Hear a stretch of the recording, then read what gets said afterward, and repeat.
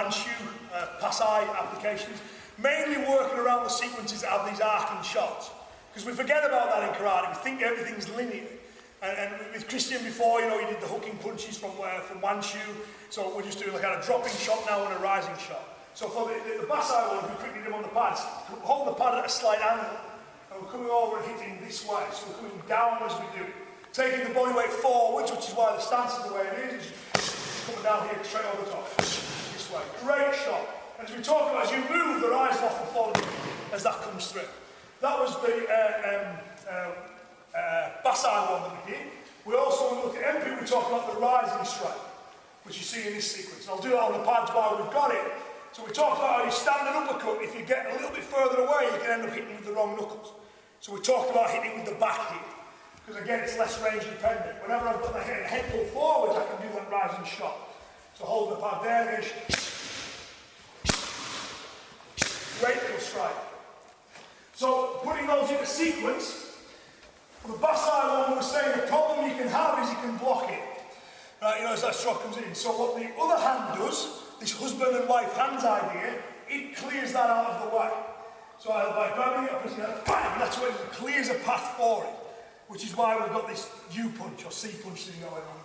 So either by grabbing it or just pressing it, I move here. The next thing the kata does is it pulls back.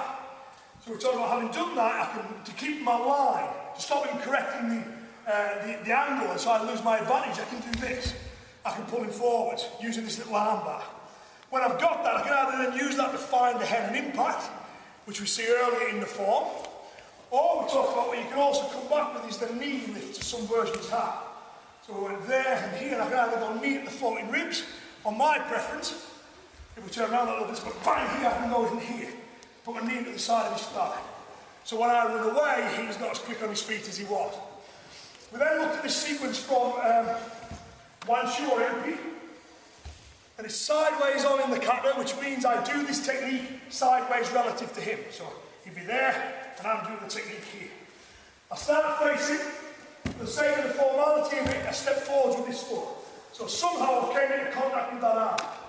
Right, and from there, bang, moving round, getting the angle, Hikate pulls the arm out of the way, hammer fist into the ground. That'll happen with his head. Circle this arm from there, come through, then we do the rising strike we just talked about, the Agizuki, bang, and bring the head up. When we've got that, and we turn around this way. Said about when the hand's on the side of the body like this, it often means you've got hold of the wrist. If I slide the hand forward to grab the elbow, it'll be further forwards and more open. So that's grabbing wrists, that's controlling elbows. So for where we were in our little drill there, 1, 2, 3. I'm moving in for that final shot. And what we've got, I'll just do it this way on, is first one brings his head forwards, second one brings his head up, third one meets it as it comes up. So in that kind of split second, and we've got 3 very quick shots, all of which are quite, first one's very painful, second you have the potential to knock him out. I think that's a summary of everything. Is that okay?